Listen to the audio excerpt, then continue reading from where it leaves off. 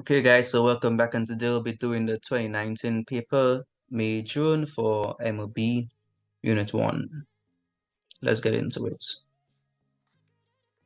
So, the first part, we have to define some terms. So, globalization is the interconnectivity and the interdependence of the world economies that promote trade, multinational cooperation. Multinational cooperation is businesses that usually has its headquarters at the country of origin, which operates other branches in different countries. Part C says, explain three ways in which governments can encourage the growth of multinationals. The government can offer financial incentives such as tax holidays to these firms in order to encourage them to continue operation and investment within the country. As a result, other multinationals may notice these benefits and establish in the country as well. Also, the government can implement minimum wage laws that are competitive than other countries. This could be a wage that the citizens are willing to accept by offering their service to these multinationals. Therefore, the multinationals will benefit since they are able to cut production costs. Lastly, the government can improve its infrastructure, such as highway development, in order to create a friendly business environment that will allow the multinationals to operate at an optimal level, as a result, encouraging growth and expansion. 9 marks.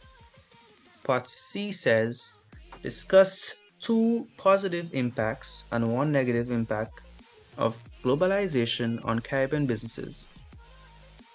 So, globalization has opened up new opportunities for Caribbean businesses, larger and more diverse markets around the world.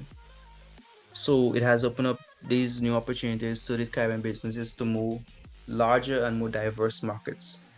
This has allowed these businesses to expand their customer base and increase their revenue potential.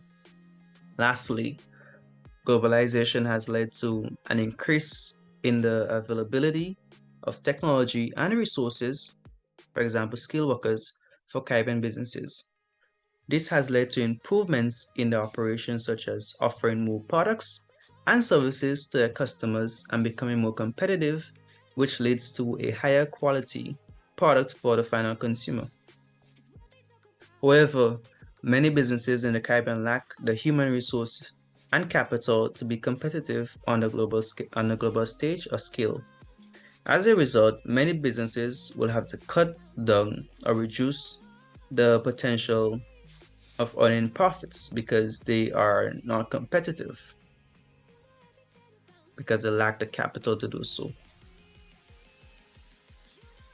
Module 2, the human resource department of an organization plays a pivotal role in recruitment, training, and development of staff. Distinguish between the terms training and development. Training refers to the process of improving an employee's skill and knowledge through education and retraining, which makes them effective workers in the organization. Whereas development refers to providing opportunities for employees to expand their skills and abilities for future advancement within the firm. And then we gotta explain each of the following functions which are performed by a human resource department. So recruitment. The recruitment function, also known as talent acquisition, is a process of identifying, attracting, and selecting qualified candidates to fill job openings within the organization. Selection. This function involves identifying and evaluating job candidates who has the necessary qualifications and skills that will contribute to the organization's success. And then we have compensation. The compensation function involves designing, implementing, and maintaining a system of pay and benefits that is fair, competitive, and aligned with the organization's goals and values. All of this is for 9 marks. Part C, discuss 3 ways in which an organization can benefit from on-the-job training.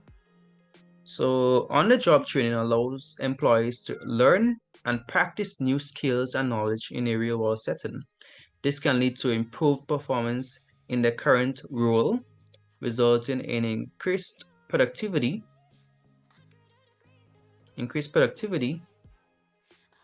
Yes, guys, because they're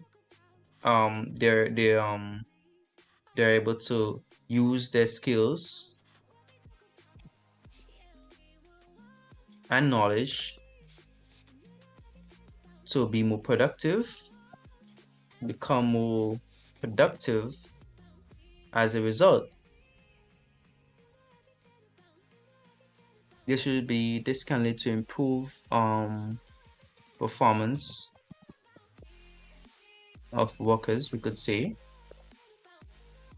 This can lead to improved performance of workers. Um, that will allow them, that will, for example, allow them to become more marketable and probably offer offer a higher quality work and greater customer satisfaction as a result. Hey, also, on-the-job training helps employees to feel more engaged with their work and the organization. Additionally, when employees are given the opportunity to learn and grow, they are more likely to feel valued and motivated, which can lead to greater job satisfaction and commitment.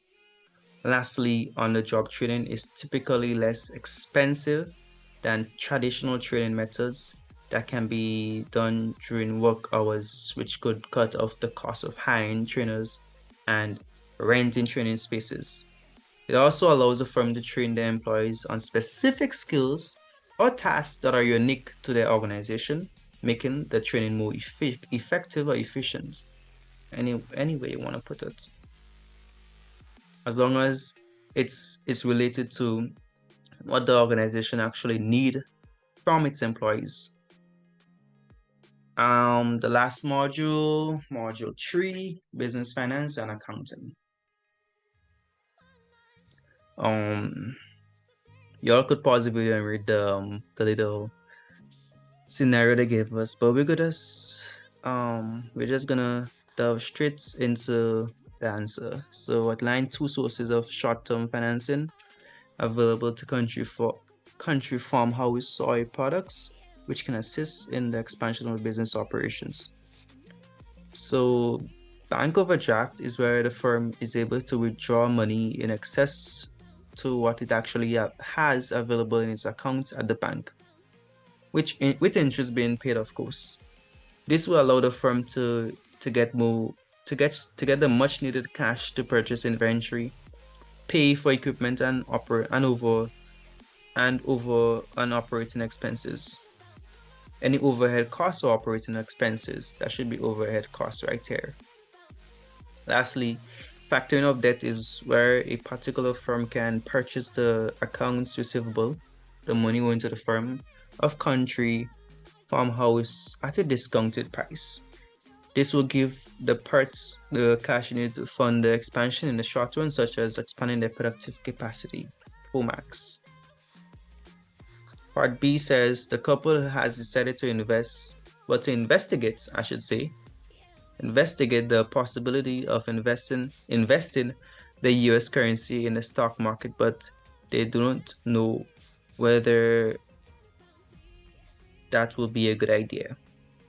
Explain 3 benefits to country from soy products of investing in the country's stock exchange.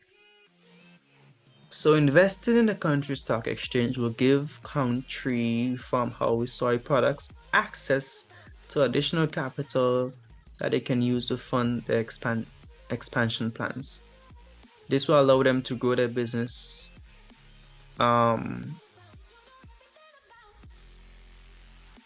without using the money that they have in their savings, right?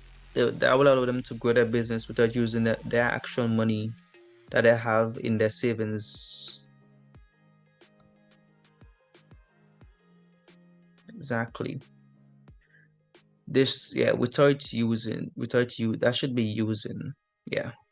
Also, investing in a stock exchange will provide them with the ability to quickly sell their shares if they need to access cash in the short run.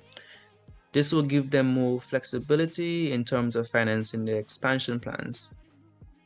Lastly, the firm will be considered a shareholder when it invests in equity capital. Therefore, it's able to gather information on firms that they may be competing with, while at the same time increasing its asset portfolio.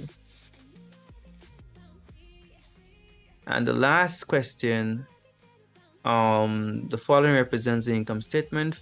Well, not the last question, the one before the last question. The following represents the income statement for a country farmhouse soy products for the year 2017 and 2018. The couple was told by the accountant that knowing the business profitability ratios is very important. Is very important, guys. So, okay, the first thing we should notice, guys, um is that this 3 zeros here, this simply means that all of the listed numbers below are quoted in thousands. For example, 4,101.8 is really $4,101,800. So all of these figures are quoted in thousands. So we need to calculate the profitability ratio for 2017 and 2018. Gross profit margin, the formula for that is the gross profit divided by the net sales or turnover times 100. And putting in the relevant figures, you will get these answers right here. Operating profit margin, the formula for this is operating profit divided by sales revenue times 100, and you will get these answers when you take the relevant figures from these income statements. Right. That should not be here. That should not be here, guys. Yeah, it should not be here. Right. Okay, so the last question of the 2019 paper. So using the following accounting data for country farmhouse soy products to create the balance sheet for January to December 2019. The balance sheet should reflect the figures for the net current assets. Right, so we need to create a balance. Well, the balance sheet should reflect these figures. When we create our balance sheet, it should reflect the net current assets. So net current asset is the same as working capital. Therefore, we are going to minus our current liability from our current assets. That is just something we should note. Therefore, yeah. Owner's equity, because it was given to us, owner's equity represents the amount of monies that will go towards the firm's shareholders or owners if all its assets were liquidated or its debts were repaid. So just keep that in mind. Just keep this in mind, guys.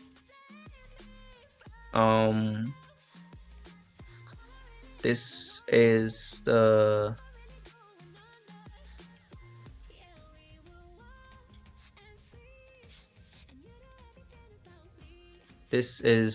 balance sheet as at December 2018. We have the non-current asset. We had one non-current asset.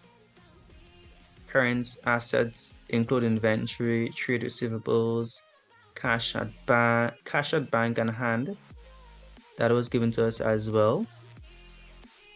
And then we add the current assets to get the total. A total of 1,550,000. And then we have our less current liability.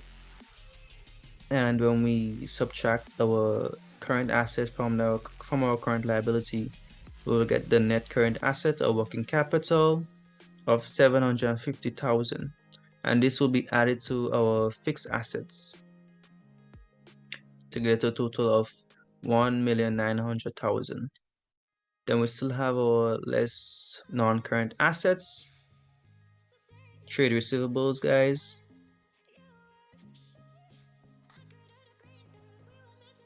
No, not non-current, less non-current liabilities.